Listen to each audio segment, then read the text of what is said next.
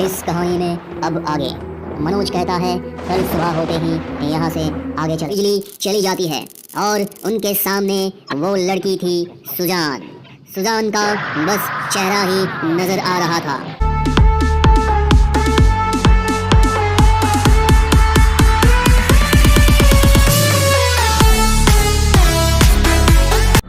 रोहन और सुजय एक राइड पर निकले थे।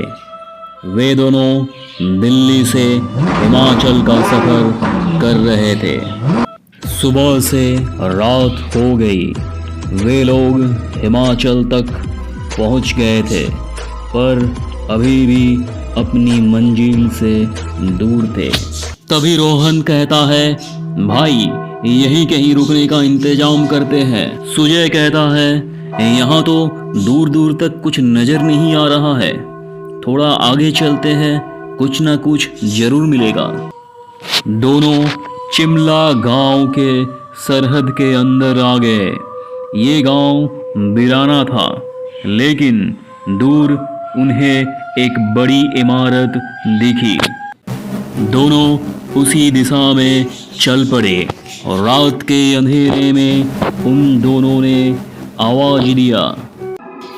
तभी बूढ़ा वॉचमैन अपने हाथ में एक लालटेन लेकर आया। तभी रोहन कहता है, अरे अंकल, हमें रहने के लिए कोई कमरा मिलेगा क्या?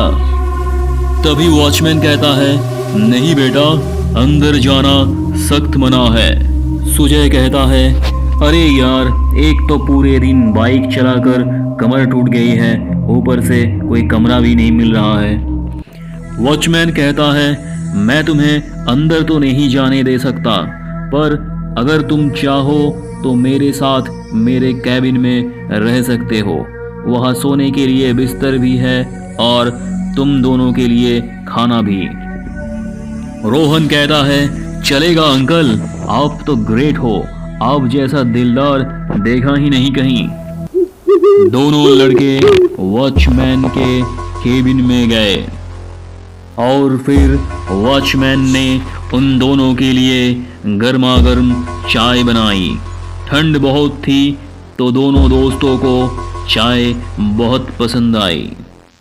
वॉचमैन ने दोनों को खाना भी दिया और दोनों ने भरपेट खाना भी खा लिया। रोहन कहता है, थैंक यू अंकल, आपने हम दोनों की बहुत मदद की। वॉचमैन कहता है, कोई बात नहीं बेटा। रोहन कहता है, अंकल, ये तो डाकघर है ना, यहाँ तो रहने का इंतजाम होता है, तो इस डाकघर के अंदर जाने की परमिशन क्यों नहीं है? वॉचमैन कहता है, ये बहुत लंबी कहानी है बेटा। सुजय कहता है, कहानी? वैसे हमारे पास बहुत समय है, आप सुनाइए, मजा आएगा। वॉचमैन कहता है, ठीक है, आज से 10 साल पहले की बात है। तुम्हारी तरह 3 राहगीर इस ओर आए थे। उन तीनों का नाम था करण, मनोज और विनय। उस समय डाकघर में लोग ठहरा करते थे। तीनों एक कमरे में ठहर गए, कमरा नंबर 13। इस कहानी में अब आगे मनोज कहता है, कल सुबह होते ही यहाँ से आगे चलेंगे। विनय कहता है, हाँ, वैसे भी इस इलाके में है ही क्या, पूरा बिराना है।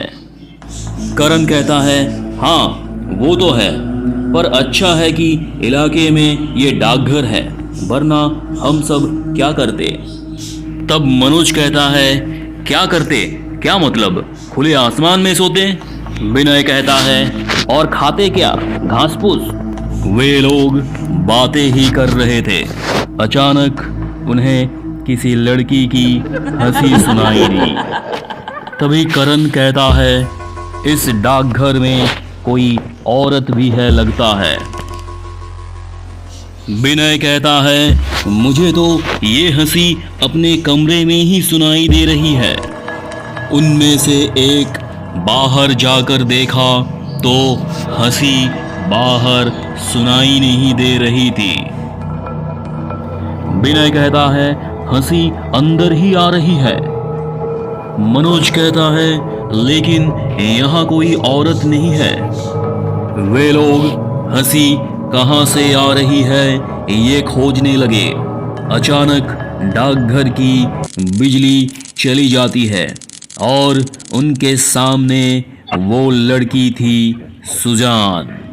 सुजान का बस चेहरा ही नजर आ रहा था।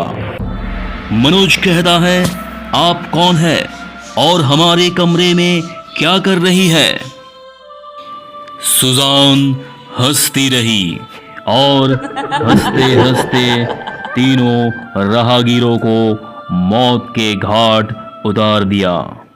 अगली सुबह बस हमें उन तीनों की लाश मिली। रोहन कहता है कौन है सुजान और उसका भूत इस डाकघर में कैसे आया और उसके साथ क्या हुआ?